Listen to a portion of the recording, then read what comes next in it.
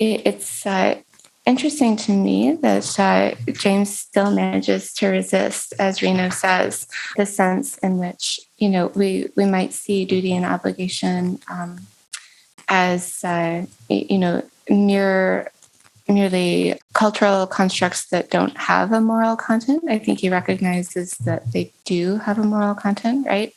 So he's conservative in that sense, right? But he's also sort of inviting us to look beyond Henry James's, inviting us to look at the complexities of human relation that still leaves open, that still need to be explored and understood if we're going to pursue, right, genuinely happy, good lives, right? And he has a sense of the tragic. I've been comparing him to Austen throughout. I think the interesting thing is about James is his sense of the tragic, where he's continually seeing ways that we can fall short of this and pointing them out to us, right?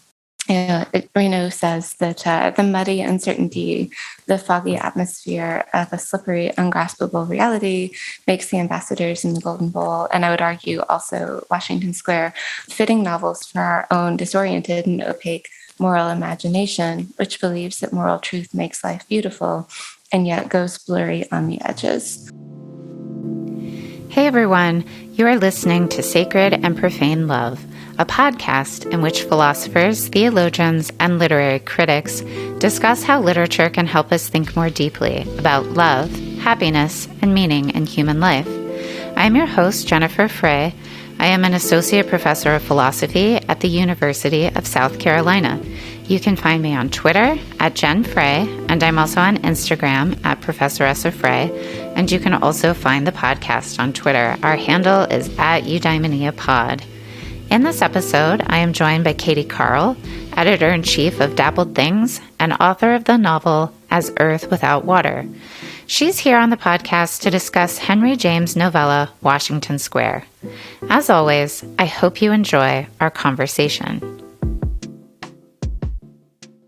Welcome back, everybody, to another episode of Sacred and Profane Love. I am delighted to be joined by Katy Carl. Katy is the editor-in-chief of Dappled Things, which is a literary magazine of ideas, art, and faith. She studied English and creative writing at St. Louis University, and she recently released her first novel, As Earth Without Water, with Wise Blood Books.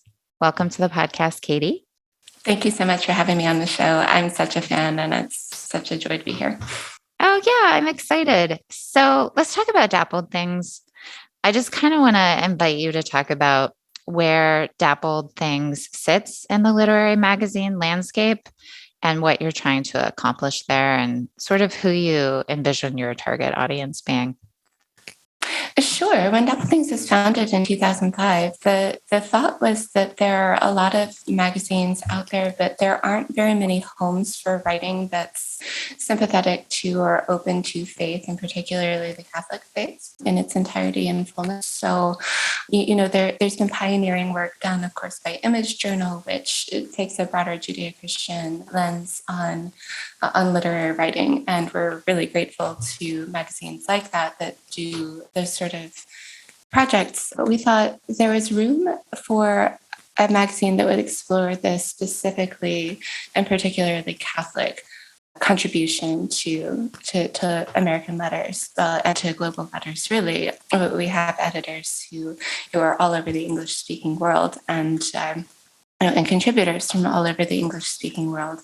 There's, as we're exploring in our series of seminars on the Catholic literary tradition these days through our partners at Collegium Institute, there are Catholic writers globally who are maybe underappreciated here in North America, underread, understudied. So it's worth having a center or a home or a hub for this particular vein of writing. There's also a commitment that we have to thinking about writing in terms of the good, the true, and the beautiful, where craft concerns are paramount, but also we're thinking about writing in terms of what goodness is, what truth is, what beauty is for an entire human life. Mm-hmm. So how long has Dappled Things been around? So the magazine was founded in 2005. I've been involved since 2007, first as an associate editor and then as editor-in-chief. I've also contributed over the years. I took a step back when my kids were very little, and then I stepped back up as editor-in-chief in 2017. Are you mostly a print journal? We're both print and digital, so you can subscribe to the print and digital edition, digital only or print only. And of course, we offer sample pieces on our website so people can get a taste of what it is we do and see if they'd like to subscribe. Okay, awesome. Well, I will drop a link to that in the show notes for this episode. I also want to invite you to talk about your debut novel, As Earth Without Water. So I have read this novel, and as you know, I am a fan, but I'm curious, what your inspiration was for the story and the two main characters in particular. It's a kind of very uncommon love story. Sure. So at first, I just had the love story and I just had the characters in their early lives. The early drafts were more what you might call, so there's the tradition of the Bildungsroman, which is the novel about the development and early lives of characters, their education, and so forth. This was specifically in the tradition of the Künstlerroman, which is the German word for a novel about the development of artists. So James Joyce, A Portrait of the Artist as a Young Man, would as a Künstlerroman. So would Sigrid Undset's Jenny, which I was reading a lot at the time and kind of trying to imitate. So that too is a particularly uncommon or unconventional love story. She does some very unexpected things with it. So I had the sense that their story wouldn't be conventional, wouldn't be, sort of a simple marriage plot story, but would take them through some twists and turns. So, I was working just on the part about their careers and lives as artists when in 2008 or so, I realized my male lead is going to run off and join a monastery. And that really threw a wrench in my writing process, because what do you do when one of your main characters is taken a vow of silence? So, right. I started to think about what his life would be like there. And as I wrote, I realized that his story was going to take him into contact, unfortunately, with the abuse crisis in the church. So I thought a lot, I read a lot to try to understand what that experience might be like, and to try to come around to some sort of understanding there. And eventually, what you see in the finished product is the fruit of that attempt to wrestle with those difficult things. So you were writing this novel since 2008? Even a bit earlier than that. I started working with these particular characters and doing short stories with them in college, and of course thinking of what I was doing as the seed of a novel, but not really, it never gained the kind of length or traction that it eventually had. I think it's a great novel, and we'll also put a link in that to the show notes. Okay, so you want to talk about Henry James. So why don't we start there? Really two simple questions just to get the conversation going. The first is, who is Henry James? Which probably most people have at least heard of him. And then the second, slightly more interesting question is, what is your particular interest in Henry James? Sure. So Henry James, I just love Henry James. He's an American writer who was active from about 1875 when his first novel, Roderick Hudson, came out, to the end of his life in 1916. He published something like 40 novels, maybe in the neighborhood of 100 books total in those years. I may have those numbers not quite straight, but he wrote a lot. It's a seriously impressive bibliography. Right. And particularly, he's famous now for some of his more complex later works, which we're going to get to in a minute. But Washington Square is relatively early. It was written in 1881, the same year as Portrait of a Lady. He put both of those novels out in 1 year, which as a working novelist is pretty depressing, but also incredible as an achievement. He's also remarkable for his discussion of life in America at the time versus life in Europe. He wrestles a lot with these themes of, a Puritan work ethic, specifically New England character that's, you know, bound by duty and a very strict conception of duty versus the more European or old world style of character who's very comfortable with, at home in beauty and leisure and pleasure, and maybe not so concerned about needing to earn or deserve those things. And these, of course, come into his conception of what a full and flourishing human life is. So I particularly love Henry James. I started out in college as a theater major, which I was pretty serious about becoming an actress at the time, which is, in retrospect, kind of nuts because, I for a lot of reasons. But Henry James went through a similar period where he was going to be a playwright, but he simply just didn't have the talents for it. In fact, his plays were so bad that there were people walking out during the second act of one of his own favorites, which was a humiliating experience for him. But there's this absolutely wonderful passage that he wrote in his journal afterward, where he says, "Large and high and full, the future still opens. I may still do the best work of my life, and I will." And, it's only after that experience that he writes some of the, of his most beloved and well-known novels. So I just find that particularly touching about him. And then, my interaction with him started when I was 19 and I was in my 18. I was in the first semester of college and I was in a production of The Heiress, which is a stage play based on Washington Square. There's a film of it as well. But the play is extremely true to the story of Catherine and her family and her suitor Morris Townsend, right? But my role in the play was that I was the Irish maid, Maria. And definitely, I didn't need to read Henry James in order to carry a tray or speak in Brogue better. But I did pick up the book Washington Square and just admire and adore this novel. I think there's so many folks who are interested in virtue ethics who finish the entirety of Jane Austen. Maybe they've followed the breadcrumbs from MacIntyre to Austen and read her through that lens of developing a virtuous life. And then occasionally I'll have someone corner me after finishing Austen and say, I don't know what to read next. Please tell me what to read next. And I would always want to give them Washington Square. Because it wasn't Henry James' own favorite novel. In fact, he left it out of the New York edition of his novels toward the end of his life. But I think it's as fine as anything by Austen. These characters are so finely drawn. The sharp wit and the keen social observation and the sympathy for characters who are at some kind of disadvantage in their social world. It's all there. So anyone who really loves Austen but has not gotten into Henry James, I think should start here. It's kind of a small novella, and I think it came out as serialized, stories before it was a book. But it's a pretty simple story. There's a father and a daughter, and the daughter has a rather large, inheritance. And I don't think she ever has like a coming out party or something, but suitors are calling, and her mother is dead.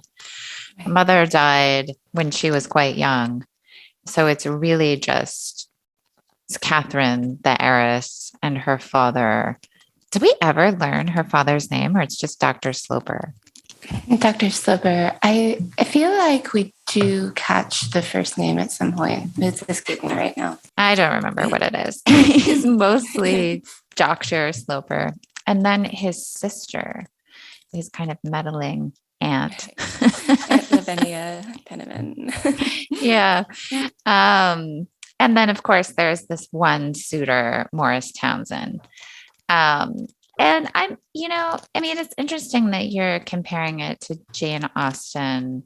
That's an interesting comparison. I wouldn't personally have made that comparison, but that doesn't mean that it's wrong. It just means that I'm not really seeing the connection. So I wonder if you could expand on that, because for me reading this, which by the way, I read this for the first time. I had not read this Henry James. I sort of felt like the dad wasn't a great guy. It was sort of in some deep sense, unable to see or appreciate his daughter. He kind of sees her through a lens of disappointment, right? So basically, she's not her mother. If her mother, if her dead mother, whom presumably she never really knew, is the standard, in her father's mind, she just fails to live up to it, really, in any sense. She's not as beautiful. She's not clever. But I mean, from her father's perspective, she's not beautiful. She's not clever. She's not intelligent. She's not interesting. She's just kind of there. But he feels duty bound to protect her interests and to try to protect her happiness. And so he kind of interacts with her in this overbearing, paternal way, supposedly for her own good. But I think it's like a big question whether or not he's actually maybe possibly destroying her life. And then there's this Morris Townsend guy who's the suitor. Dad doesn't like him, mostly, I think, because he kind of screwed up his life. He doesn't have money. He lives with his sister, or he lives off of his sister, as the father would have it. And, he sees this guy as a striver who's going to use his daughter for his own financial gain and is going to make her miserable for the rest of her life, doesn't really love her, appreciate her for who she is. And then there's like this meddling aunt who sort of has her own complicated reasons for pushing this Morris character. It's not clear the extent to which it's really about anyone's good other than, I don't know. She has her own special interest in this. So really, like, I'm reading this and I'm like, none of these people are great.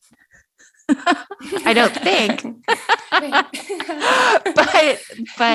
but maybe I'm missing something. And I haven't said anything about Catherine yet because I'm honestly not sure. I mean, I think in the end she ends up being the most complicated character of them all. I'd argue that by the end of the novel, Catherine is instantiating a kind of beauty in her character that no other character in this novel quite achieves. And it's precisely because she's been the most committed to doing whatever her duty is as she sees it. I think Dr. Sloper fails to do his duty by Catherine in the moments when he's most convinced that he is doing it, because his duty is to protect her, right, from this supposedly adventuring character. And I guess we get confirmation from other characters that he is essentially the selfish person that Dr. Sloper says he is.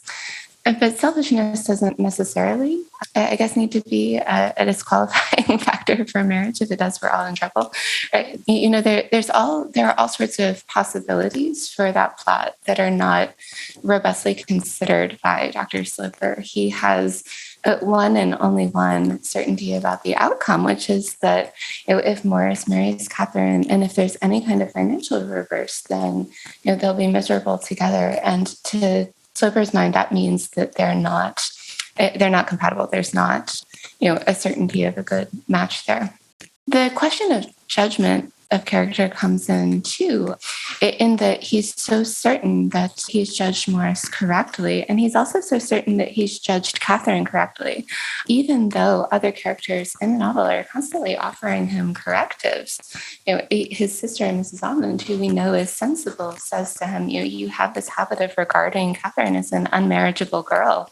There's no bounds for that. She says, she's pretty enough. She's an heiress. Maybe she's not clever or brilliant or intelligent, but she's bright enough. She's sensible and she's good. She has I think at one point the narration tells us that her talent is for goodness in the sense of loyalty and dutifulness, right? So, it's not as if Catherine totally lacks the virtues that would make for a decent marriage, even in some possibly difficult circumstances. I guess you could argue that she is she's not such a strong character that she could stand up to a husband who didn't have her best interests in mind. But then there's never any proof that Morris wouldn't have her best interests in mind. There's just the judgment of Dr. Sloper and of Mrs. Montgomery. And of course, I think James is using the comic relief of Aunt Lavinia to speak against an interpretation that would put the best light on Morris. I think there are more questions maybe than are totally resolved in the novel itself as to whether this could have worked. I think, and the reason it's left so open is that we can have this sense that yeah, there's a real sorrow for Catherine. She did lose a real potential good in not being able to marry the man she loved. And that we have sympathy for her. And I'm just going to go ahead and give spoilers, but to look at the whole arc of the novel, I think it's important to see that she wouldn't be interested in any other suitor. She does have offers from perfectly kind and legitimate and worthy suitors toward the end, and she turns them all down because of how great her sorrow has been over this. But to return to my argument about her still kind of learning to instantiate this kind of moral beauty, I think she has finally sort of taken a place in the kinds of stories that her society offers her to fulfill. She finally takes on this role of sort of the spinster aunt to young society, where she's sympathetic to these young couples who are at the beginning of their lives. She listens to the young ladies when they tell her problems. The young men admire her and they don't quite know why. She embodies something for them. She stands for an ideal. And even though it's not necessarily the ideal that she hoped for, she still manages to be a kind of model for the people around her. So again, I hate to kind of spoil the ending, but if you come into it, I think there's still surprises to be found in the way that this all turns out. Henry James keeps us guessing the entire time as to exactly how the story is going to play out and why. Well, I mean, just to return to the father, I said that he is unable to really see or appreciate his daughter. I don't think he really loves her. I agree. I don't think he really loves her. I think he thinks he does, but what he acts out toward her is not love. And his attitude's often very bitter and very cynical in ways that she's not attuned to. So it goes over her head. But as readers, we pick it up and it's very harsh. Yeah. And I mean, I think one of the things that sort of struck me in reading this is that there is the sense of the father being dutiful, but in a way that is not virtuous, because it doesn't track the good really in the right way. So if you think about love just on a very basic level, you're thinking about attraction to the good, right? So, when I love something or someone, right, I am attracted to some goodness in them, right? And that can be different. That is different, frankly, from just doing what you ought to do, regardless of whether you're attracted to doing it. Kant makes a big deal of this distinction and the groundwork for the metaphysics of morals.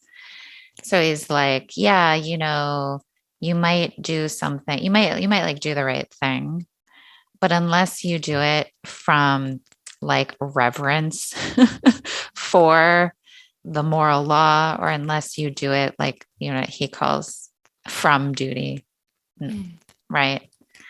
Which he thinks is the highest moral way of acting. I do not. But unless you're doing that, then you're somehow you have mixed or impure motives or something. And a lot of this just has to do with Kant's really weird concept of pleasure. I just won't get into that. But the thing that really strikes me about Dr. Sloper is that he's not really attracted to anything in his daughter. He doesn't really see a lot that's good in her. So he just sort of acts from duty, right? In the absence of that attraction. It's sort of just like, well, I'm her father. This is my duty. I must look out for her interests. And he ends up like hurting her really, really deeply and profoundly. So this posture of being dutiful isn't necessarily the best one, I think, when it is divorced in the way that it is in this particular character from his like vision of what is good in his daughter, what's actually lovable about her. And it seems to me that his major failing as a father is his failure to find anything good about his daughter, when, as you say, other people find plenty to love in her and he cannot. Right. He's seeing her always through this lens, as he said, of his dead wife, and she's always coming up short in that comparison. And precisely, he's not willing to see Catherine for who and what she is. Rather, she's always being seen as, sort of this. Right, this unsatisfying substitute, which is really tragic in a way. I think James makes us feel that tragedy in their interactions. They come home early, even from. Forgive me, I may be remembering the film and the play instead of the novel itself. We don't actually get very much of their trip. When they return from Europe, but the part of the twists and turns involve a trip to Europe in the middle, which Dr. Sloper takes Catherine on to try to distract her, to try to pull her away, to kind of weaken the connection between her and Morris. And he brings, in the film, he brings her home early, even because it's completely ineffective.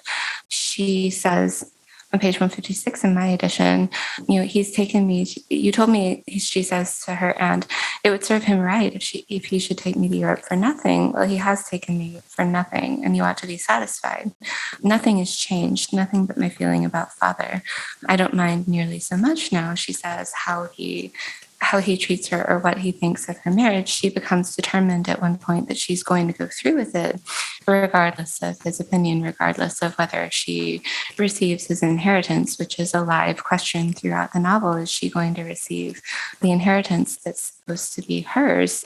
And Dr. Sloper is determined that he's not going to give her the inheritance if she marries against his will. Marrying Morris would be against his will. So, and Catherine's certain that it doesn't matter after this trip to Europe, but she realizes that it doesn't matter not because the money doesn't matter in some sort of high-flown idealist way.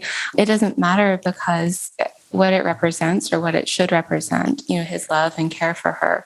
There's sort of no underlying grounds for that, really. He doesn't have the kind of affection for her that would be arguably part of his duty to try to cultivate as a parent, and to try to affirm who she is as a person, not in comparison to some deal that has nothing to do with her individuality or her soul, if you will, but as herself. And she seems to have the moral intuition that if that's not present, then it doesn't matter if she gets the inheritance or not. And of course, Morris disagrees. Right. Yeah. And so, I mean, I don't know how much of the plot we should really get into, but it doesn't seem like Morris is a good guy either at all. Sure. He does seem to be selfish, right? That seems to be the keynote of his character, is his selfishness. And that's instantiated through his having run through a fortune already. In the terms of his society, he's sort of done this in the wrong order. Instead of setting out to make his career and then finding a nice girl, then getting married, and then sort of spending in enjoyment and pleasure together, right? He might have on his grand tour, he's done the grand tour first, and he's run through this small trust trust fund that he had, right? He likes to be what they call idle. He hasn't chosen a profession, and that sort of makes him suspect, right? In comparison to his cousin Arthur, who's, sort of made his own way in business already. Morris is quote unquote looking out for something. I don't know. I think we're supposed to read that as code for he doesn't really want to work, although he could if he did. And eventually he doesn't escape from the need to go to work. He actually ends up going out west, which of course at that time is it's like the gold rush, right? Doesn't he go to California? Exactly right. This is the stock thing for sort of disinherited or wastrels to do, or younger sons, right? Who don't have an inheritance of their own, right? So it's not that he necessarily wouldn't work if he had to, but I think the insight that Mrs. Montgomery has about him is that he would be cruel if he had to work for his own fortune as opposed to having somebody support him, right? And the fact that she's been supporting him, Mrs. Montgomery has, sort of speaks to maybe that's the strongest evidence in favor of his actual selfishness, as opposed to having done the tour, which of course is something that Dr. Sloper does as well, but with his wife. So there's sort of a key difference. Or enjoying the cigars and the brandy, which Dr. Sloper also does. But there's a sense that because he's worked for them, he's earned that, right? There's nothing undutiful or unearned about that pleasure. Where for Morris, he's sort of very willing to let others be the ones to pay for whatever it is he takes for his pleasure. Yeah. So, I mean, so a contrast between Catherine and her father that really stands out is that Catherine actually loves her father. So she admires him and looks up to him and trusts him and really wants to please him. She does not want to displease her father, which is ironic because almost everything she does displeases her father. And it's almost like the more she tries to please him, the less she succeeds. And I mean, just to get back to this comparison that you made with Jane Austen, I mean, is she sort of the admirable moral exemplar in the story? I think she's more on the order of a character like Fanny Price, who notoriously is, people are divided about Fanny Price. You love her or you hate her. I think Catherine is a very similar kind of character. She's the kind of character who, later that year in the preface to The Portrait of a Lady, which is kind of a foundational text for the art of fiction, James will say, I couldn't quite get myself justified in writing a whole novel about a character like this until I realized that when we look at the world, this is realistic, right? He says how inordinately the Isabel Archers and even much smaller female Frey insist on mattering. Certainly Catherine is among the smaller female Frey here in this in this evaluation. But I think James is, he's having the insight that the moral actions and choices of someone, even this insignificant, really matter and really can change the picture of an entire group of characters that are clustered around her. That her dutifulness, her goodness, her love make a genuine difference, right? She even has this insight herself in the, sort of her interior life, her interior processing. She thinks she could at least be good. And if she were only good enough, heaven would invent some way of reconciling all things. The dignity of her father's errors, that's interesting, and the sweetness of her own confidence, the strict performance of her filial duties, and the enjoyment of Morris Townsend's affection. And of course, it doesn't turn out this way, right? We're not going to get the characteristic Austenian happy ending for Catherine, but I would argue that in the way that she's depicted, there's a kind of beauty in her loss that sort of a tragic beauty, right? At the end of this novel that we're brought around to. And I think, yeah, she is a kind of exemplar, and not in the sense that she's someone, we necessarily want our lives to turn out like Catherine's, but she has such dignity in the way that she carries what does happen to her. Yeah, there's a scene at the end that is sort of very revealing of all the characters, in the sense of like literally revealing their characters. And she's definitely the only one who retains her dignity, I think. And I think it becomes clear that she is a character who is very hurt in some pretty deep ways, but who doesn't use that pain and that disappointment as an excuse or a reason to hurt other people or to be incredibly bitter or mean. In fact, I don't know, she's almost this kind of regal figure in the end. Very, very very self-possessed by the end. And so she's someone who, I don't know, I makes use of her suffering, or it kind of transforms her in a way that is kind of admirable, really. I would agree. I would say, and particularly in the places where she's been most wounded, it's these men and women who are about to get married that she finds are most drawn to her and want to come and tell her their troubles in a way that, Lavinia, who's our comic relief throughout the novel, sort of wants that role, but she's so silly and so, romantic and so unrealistic in her picture of what that would mean that, she's constantly trying to push herself into that role throughout the novel, and she never succeeds in achieving anything of value. But Catherine, without pushing herself at all, just by suffering through what she suffers through, finds that people are drawn to her and finds that she has something to offer, right, to these people, to these men and women who are going through the same and similar kinds of things. And of course, those stories will come out in all kinds of various ways. But as they play out, Catherine's able to be there and play a role and be a comfort to them in a way that I think if she sort of pushed away her suffering or sort of, allowed it to make her egotistical, as Lavinia does, allow her grief to make her egotistical, right? That she wouldn't be able to offer them that. Yeah. I find this aunt character, it's almost like she wants to live in a soap opera, or she wants to be a part of some drama, because she's like bored, or I don't know. I sort of find her incredibly meddlesome. I don't find much to admire in the aunt, to be honest. She's sort of a way station between Mrs. Jennings and Mrs. Norris, right? Right. She's sort of maliciously helpful.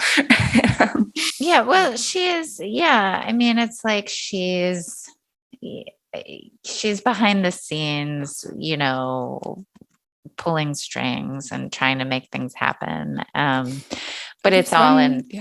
Yeah, no, go ahead. Yeah. There's one particularly hilarious scene where as she's talking to Morris, she keeps pushing him to try to be more active, be more insistent, sweep Catherine away, elope with her, right? And, secret marriage by night. She was, Mrs. Benjamin herself is the grieving widow of a reverend. They were in love, and, they were very happy. And, she is sort of in her own shallow way, she's very sad about that loss. But she keeps reminiscing about this one time when they married. He married a couple by moonlight who were running away from their families. And she says to Morris, I wish he were still alive so he could do the same for you. I could do the same for you. I can help you. I can't marry you, but I can watch. It's just absurd, right? That she's trying to involve herself in their relationship in this way. She does almost end up pushing them apart. I think Dr. Silver says at one point, like, Lavinia is capable of ruining even a very good cause, right? By her support for it. Definitely the role that she plays. It's sad, but it's very funny also. So let's talk about this Rusty Reno essay, Duty, the Soul of Beauty, Henry James on the Beautiful Life. This was something that I read in preparation for this podcast. Yeah. So, I mean, this theme of duty, as someone who's interested in virtue, I think of duty as kind of a secondary moral concept, sort of Mm-hmm. secondary to the good, the good being the primary thing that we're after in the happy life, the eudaimon life. We are striving to live well and realize human goodness and to love what is truly good and beautiful. Mm-hmm. And of course, duty is a part of that, specifically related to justice and the common good. And so, of course, when we're thinking about the family, we're thinking about a society in which notions of the common good figure. And, there are things that you owe your parents as a child, and there are things that parents owe their children and siblings and et Mm-hmm. cetera. So like duty is there, it's important, but I don't think it's primary in the Mm-hmm. way that, modern moral philosophy tends to take it to be. It seems to me that James is kind of stressing duty as kind of the primary moral, I don't know, lens, or the primary moral concept. I mean, I almost wonder if that's a difference, frankly, between him and Austen, or if maybe he is more interested in virtue. I don't know. What do you think? Sure. I think he's willing to sort of take some complicated ways to explore what it might mean to have a duty to something.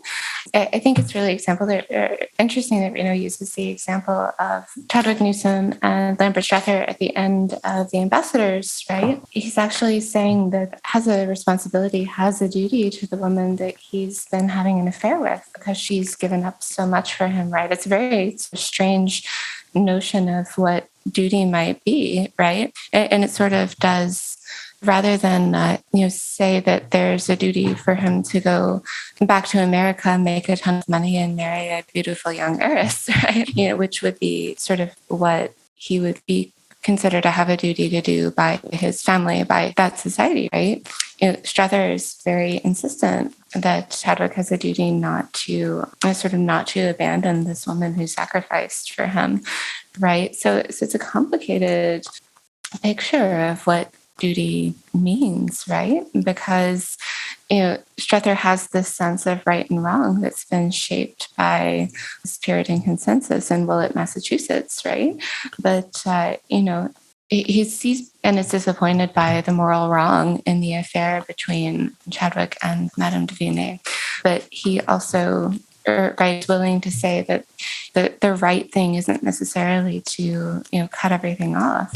The right thing is to stop exploiting her, to honor her and to stand by her, right, and to support her now that she's sort of laid herself on the line for him. So it's a sense of duty. If it's a sense of duty, it's not one that's strictly deontological, I guess, if that makes sense. It's not solely defined by what the prevailing society would say is the right thing to do. It's defined by complex duties, moral duties that are taken up by people's individual relations to each other.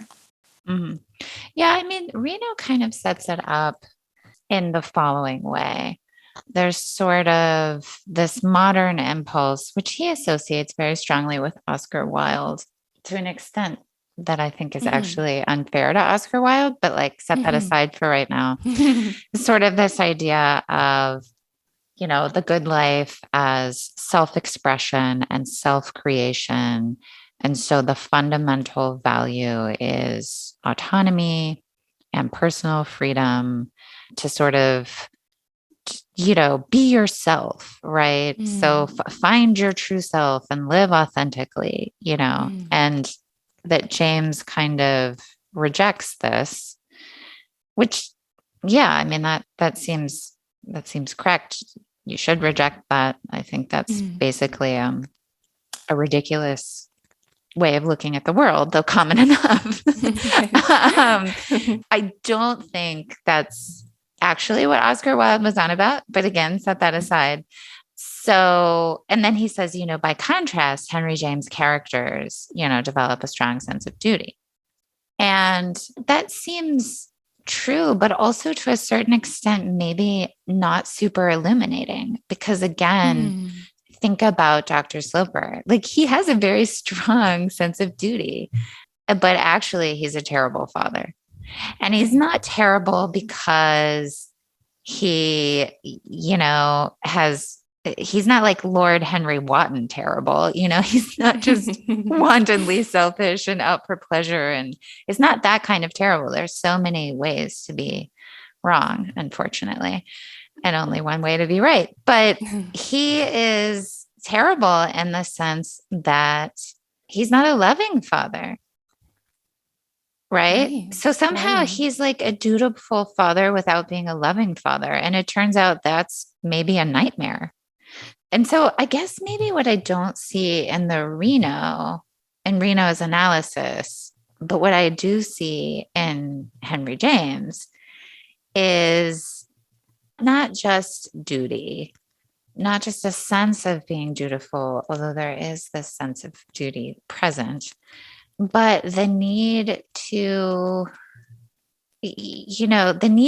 fulfill your duties from a position of loving the good, sort of recognizing or somehow situating your various obvious duties as a daughter, as a father, as, a potential spouse, whatever, from this position of being attracted to and appreciating what is really and truly good. And that is the stuff of virtue.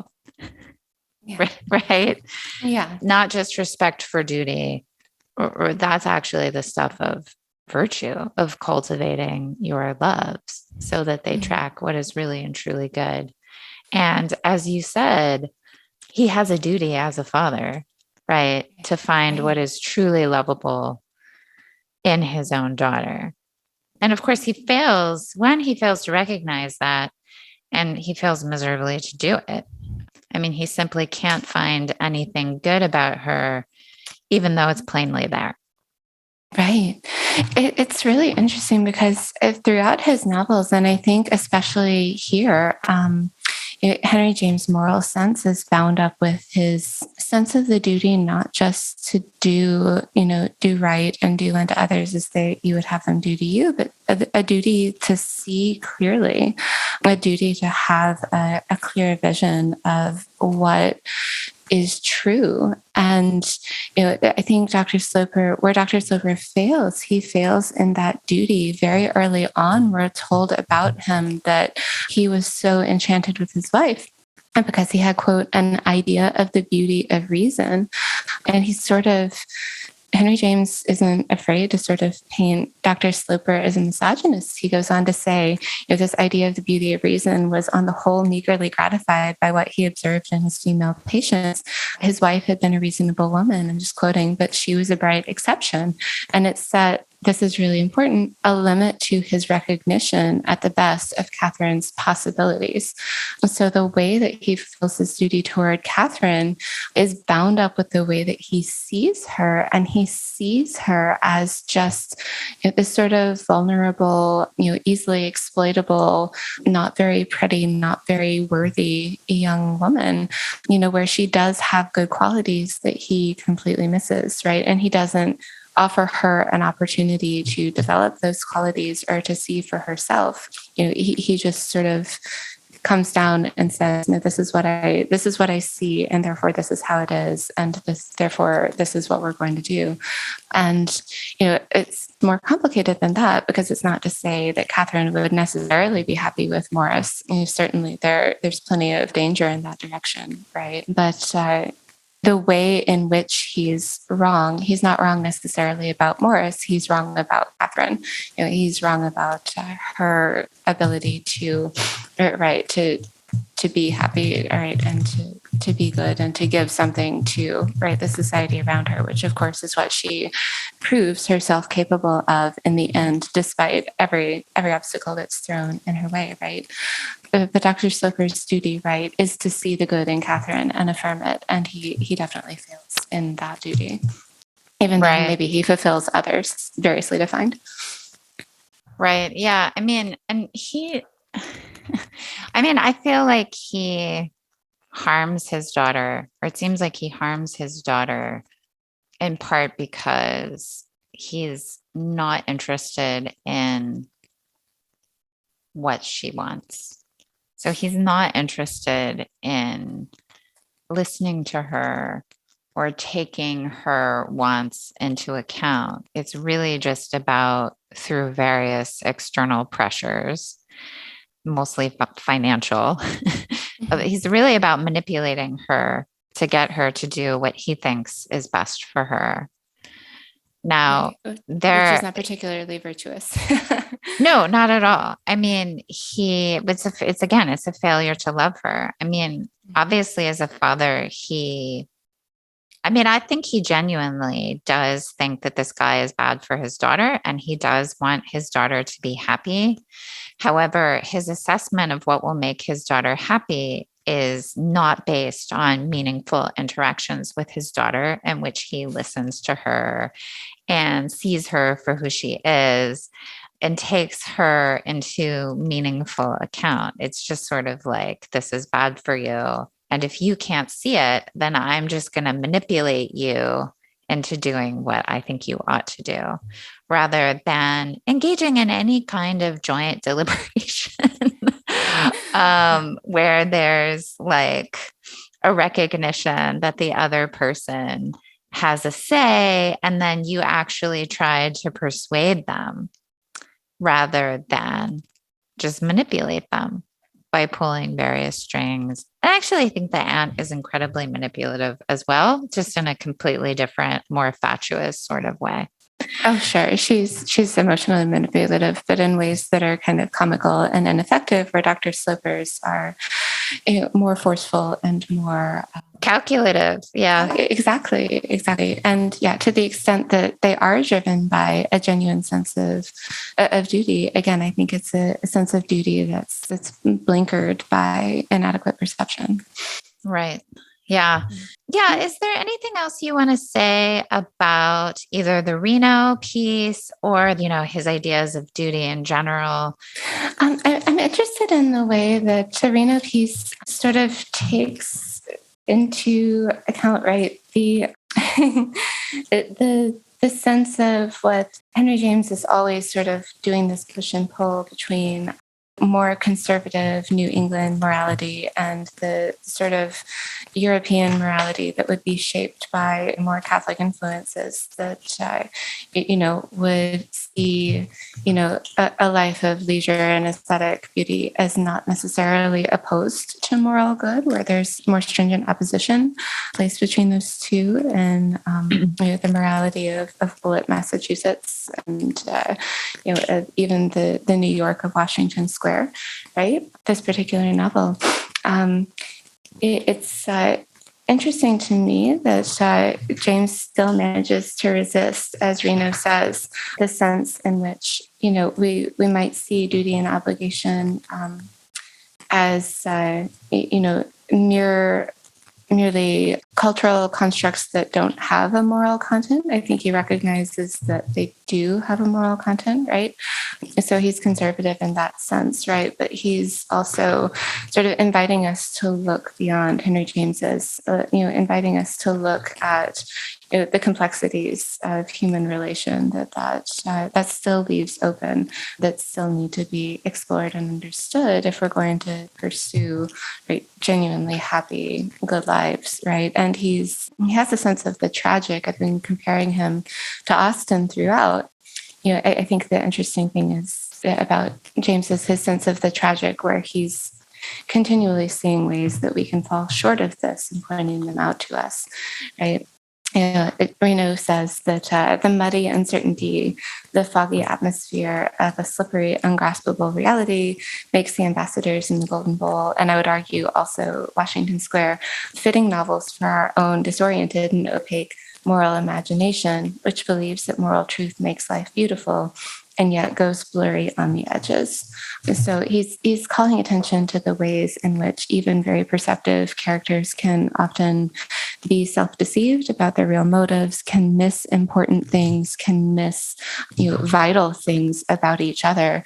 In the edition of Washington Square that I have, there's an afterword by the poet Donald Hall, who calls this out about Dr. Sloper, that his perception is, so well trained, right, that he can get a person right on first glance. He says 19 times out of 20. And Hall asks, well, what if the 20th case is your own daughter, right? But what if the person you get wrong is someone so close to you that getting them wrong makes your entire life less beautiful and less good than it could have been, right?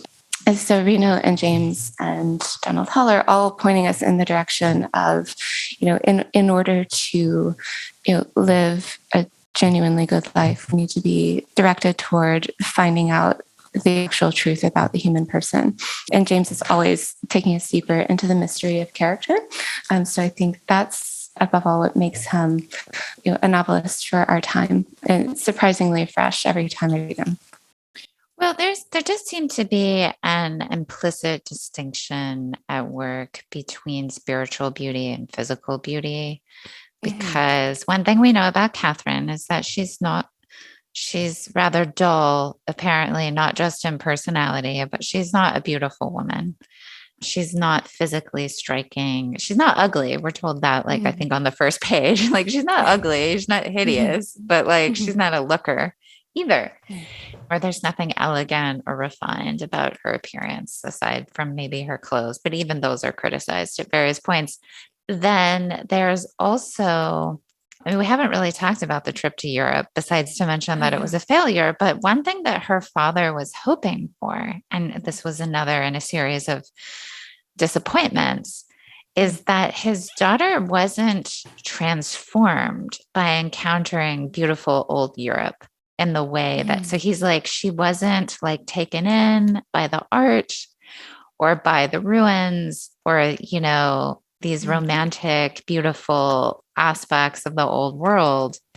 And in a sense, his dad just kind of gave up. He's well, she doesn't understand beauty or something. It's not having this effect. It's not taking her out of, it's almost like he's imagining she's going to encounter the beautiful in Europe, and it's going to, it's this transcendent thing that's going to pull her out of her current unhappiness, and it's going to fix everything somehow.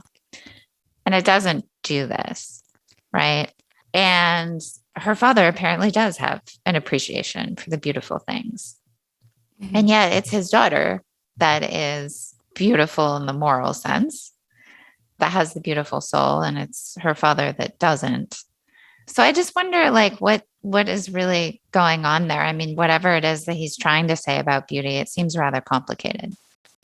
Yeah, I would agree that he's trying to complicate this relationship between readily apparent beauty and beauty that's kind of buried deep in character.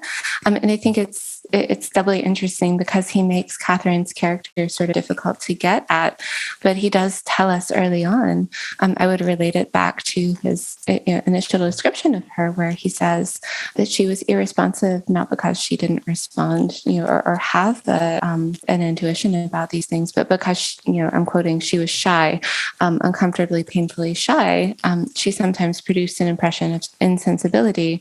In reality, she was the softest creature in the world. So it's not that she's not taking in these impressions or having a response to them, but she's not able to communicate that. There's this sort of barrier between her and the external world. Whatever beauty she has is deep in her character, and is a function of her ability to be true in the sense of loyal to others, right? Maybe less so to herself. She may be, come in for some criticism because she's more diffident than she should be, or more closed off. Right. Certainly, whatever beauty there is in her character is not immediately apparent on the surface, and it's only through the suffering of a difficult experience that's brought out where others can see it. And I do just continually find it interesting that, by the end of the novel, she is drawing these other characters to her. She has several other proposals, all of which she rejects. And she has all of these people coming to her to sort of ask her advice where, before I think no one would have dreamed of doing that. Right.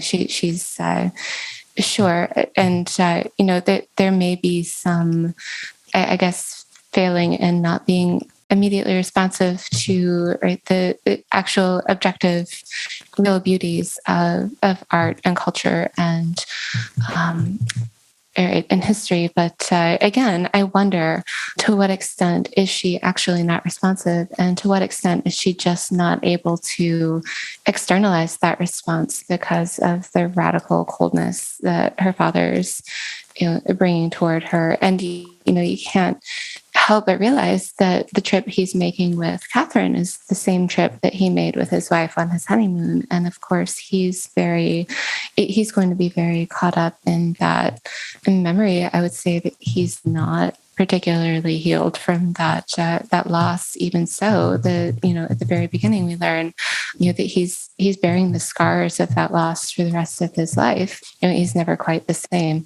So, even his response, there may be some incommunicability there from him to her, as well as from her to him. Right?